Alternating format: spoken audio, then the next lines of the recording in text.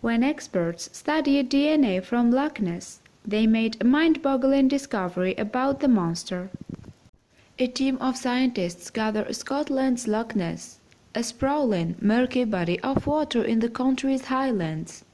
There, they gathered scores of water samples to figure out exactly what lurks beneath the surface. As part of this, the New Zealand researchers may be able to finally determine whether a legendary monster has ever lived there. And with extensive DNA testing, they indeed go on to reveal a stunning revelation concerning the Loch Ness Monster. Now, geneticist Professor Neil Gemmell started this study with the hook of the Loch Ness Monster, for he knew the water sampling project would turn heads if it incorporated the famous creature. But before he and his team launched their research, he told The Guardian in 2019 that it could reveal more about the entire loch, not just its supposed famous inhabitant. Indeed, the Loch Ness Monster has been in the public's consciousness since 1933, when a newspaper published a sensational report. For you see, an eyewitness had seen what appeared to be a creature with the body of a whale. It rolled through the loch's water, the report claimed, which also referred to it as a monster for the first time. And yet no one has ever been able to confirm the existence of the Loch Ness Monster. This is despite a few photographs claiming to do so over the years. Still, millions of people trek to the Highlands each year, hoping to catch a glimpse. But it could be that Gemmell's research crystallizes what we know about Nessie, and the monster may not be what we originally thought, either. As far as experts know, the Loch Ness Monster became headline news in 1933. However, earlier editions may have also mentioned strange goings-on in the loch. What's more, people had their own sightings too, that weren't necessarily published. For example, someone named D. Mackenzie supposedly saw a creature that squirmed and churned the water way back in the 1870s. However, the most electrifying sighting, at least in the early days of Loch Ness Monster lore, came in 1933. Yes, the Inverness Courier told the story of a couple named Aldi and John Mackay, and the pair were driving along Loch Ness on April 15th, when Aldi claimed to have seen a massive creature rolling through the murky water. In fact, in 2017, the Inverness Courier reprinted the original 1933 report, which was headlined, "Strange Spectacle in Loch Ness." The piece described Aldi's experience, saying, "The creature disported itself, rolling and plunging for fully a minute, its body resembling that of a whale, and the water cascading and turning like a simmering cauldron. Soon, however, it disappeared in a boiling mass of foam." And the 1933 article went on to describe the Mackays' reactions. They thought they had seen something far beyond the ordinary. The article read, "Both onlookers confessed that there was something uncanny about the whole thing, for they realized that here was no ordinary denizen of the depths, because, apart from its enormous size, the beast, in taking the final plunge, sent out waves that were big enough to have been caused by a passing steamer." In the same year, another shocking sighting made the Courier. This time, George Spicer claimed to have seen the monster while cruising around Loch Ness with his wife in their vehicle, and he described a much more terrifying creature that, amazingly, crossed the road in front of them. In fact, he said the beast had another animal dangling from its mouth. Yes, Spicer described the beast as much more unique than the whale-like animal that Aldi Mackay had seen, for the tailor claimed the creature had a long neck and a high back, and it had no feet. Instead, Spicer theorized it had webbed feet. He told the newspaper that he saw the nearest approach to a dragon or prehistoric animal that I have ever seen in my life. Then, in November 1933, a man named Hugh Gray alleged that he had captured the Loch Ness Monster on camera. But the blurry photo had its critics. It seemed as though it depicted Gray's Labrador fetching a stick from the water. Indeed, Gray had taken his dog to Loch Ness on the day that he took the photo. Oh well. You see, supposed photos of the Loch Ness Monster have always caused controversy amongst those trying to solve the mystery.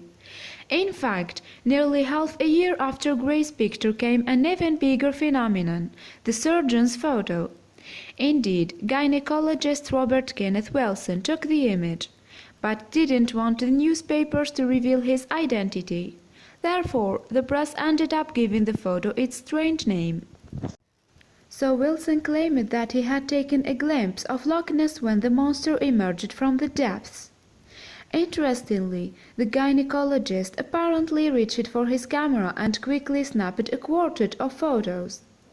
Unfortunately, 2 of the 4 came out blurry, but he only needed 1 shot to cause a frenzy.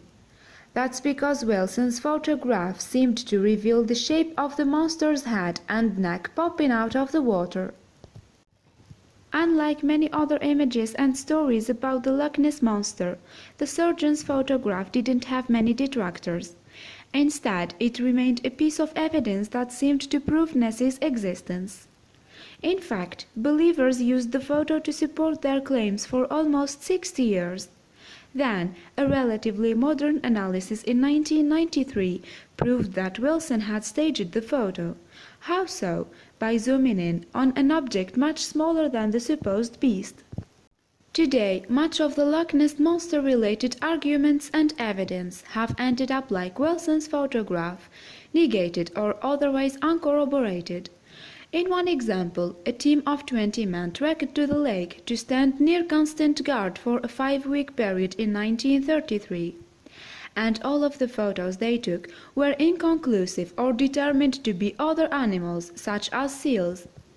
Now, skeptics point to plenty of explanations like this, but it's not just seals they believe to be mistaken for the Loch Ness Monster. In the case of the surgeon's photograph, some people thought the creature's long neck was actually an elephant's unfurled trunk. Indeed, traveling circuses might have brought their mammalian performers to the loch for a swim, which Wilson could have captured on film, and there were more theories. Yes, because in 2013 zoologist Jeremy Wade performed his own televised investigation, and he theorized that the Loch Ness Monster was actually a Greenland shark. For the latter's dimensions would align with those of the monster, the shark can stretch up to 20 feet in length. Furthermore, it was suggested that the Greenland shark could feast on the loch's salmon supply, sustaining it for years. Others believe the Loch Ness Monster to actually be an extremely large specimen of Wales catfish. As the theory goes, someone may have introduced the species into Loch Ness around the turn of the 20th century. By the time 1933 rolled around, one of the catfish might just have reached the supposed size of the beast. And then there is the theory that the Loch Ness Monster had survived all odds to continue swimming in the Scottish Highlands. More specifically, some have suggested that the beast is actually a dinosaur. A Elasmosaurus or Plesiosaur, to be exact. And they believe that the prehistoric creature somehow survived the mass extinction that killed off the rest of its species. But it's not just animals that could be mistaken for the Loch Ness Monster either. For instance, the Daily Mirror reported in 1933 that a washed-up tree trunk was responsible for a particular sighting. Then, in the 80s, an article for New Scientist suggested pine logs that decompose could rise to the surface, mimicking a monster's motions. Furthermore, natural occurrences, including even the weather itself, could create the conditions for a Loch Ness Monster sighting, too. You see, ripples caused by the loch's stretched out shape could give an illusion that a monster is swimming just under the surface. But many forget that the loch runs along the Great Glen Fault, and a release of gas underwater could produce a dramatic effect above the water. Ultimately, no one explanation for the Loch Ness Monster has ever stuck. Instead, people believe what they want and see what they want when it comes to the beast. As such, some hesitate to label the legend as a hoax. In fact, skeptic Ronald Beans outlined this narrative in 2 books on the monster, saying there was a sociological phenomenon surrounding it. So this fascination with the Loch Ness Monster may explain its prevalence, even though solid evidence has yet to emerge. For not only has Nessie long been a point of conversation, she has also been a part of pop culture, too. In 1959's The Private Life of Sherlock Holmes, filmmakers created a 30-foot model of the monster.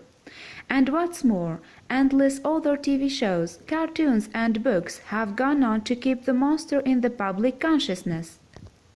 And when they are not at the movies, perusing pictures or reading up on the monster's history, Nessie fans can try and catch a glimpse of her in person. You see, thousands of them do just that, visiting Loch Ness each year. As such, the Highlands lake is one of Scotland's most popular tourist attractions. But experts still want to know the truth about Nessie. Does she exist or not? And Professor Neil Gemmell used this undying curiosity to help launch a study into Loch Ness in 2018. For he wanted to use DNA testing to identify the many species that dwelled beneath.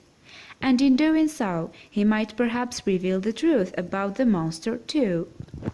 Before the start of the study, Gemmell told The Guardian, while the prospect of looking for evidence of the Loch Ness Monster is the hook to this project, there is an extraordinary amount of new knowledge that we will gain from the work about organisms that inhabit Loch Ness. But he had no doubt that his team would learn something new about the freshwater lake. Of course, anything that swam through Loch Ness would leave a bit of DNA behind in the water.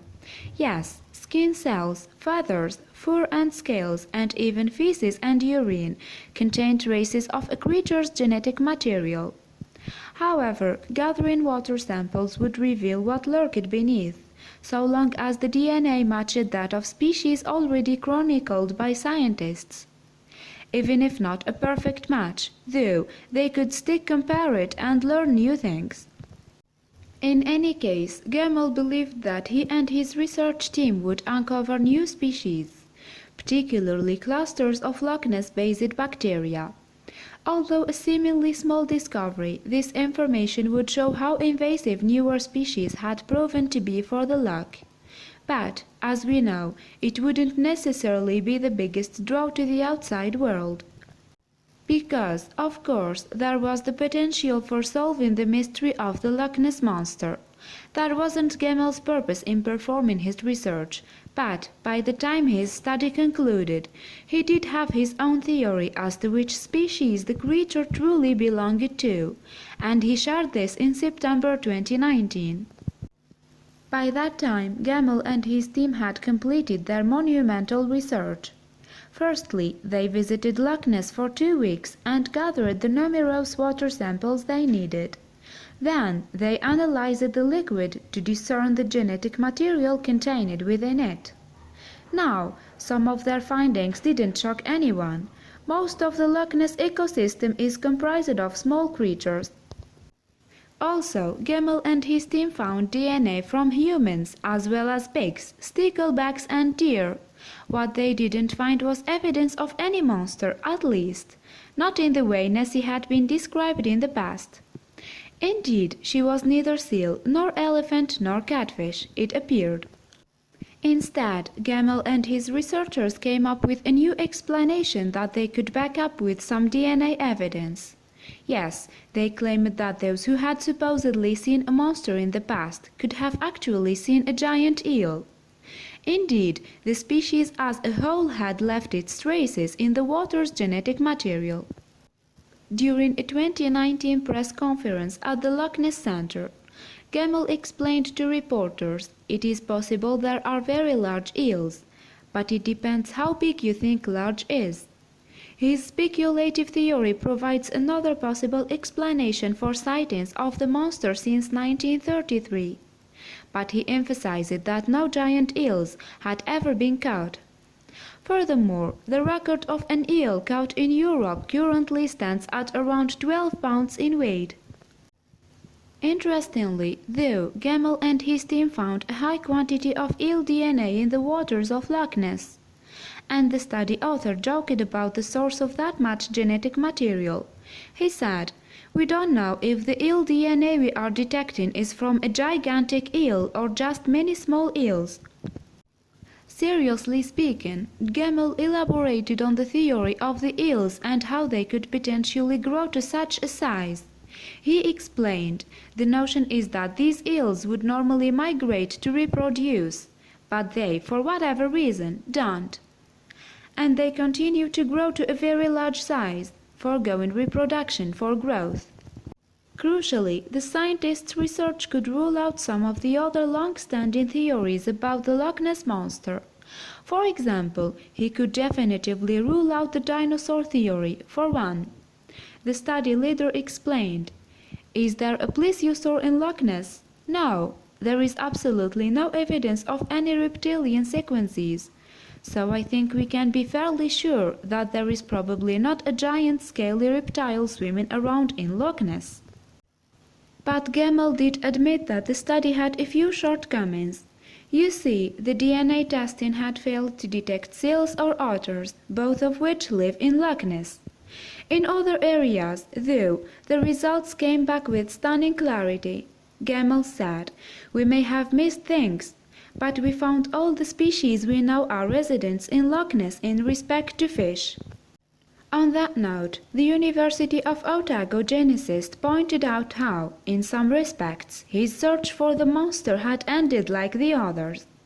He said, "More and more studies, providing more and more negative evidence, cast more and more doubt on the possibility.